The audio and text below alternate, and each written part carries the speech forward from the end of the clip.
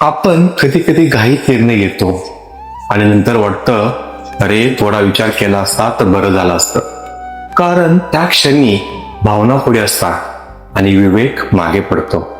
म्हणूनच भाई तुकोबाराय सांगतात, करून कर्म करावे तुका मने धरावे विवेक पुढे.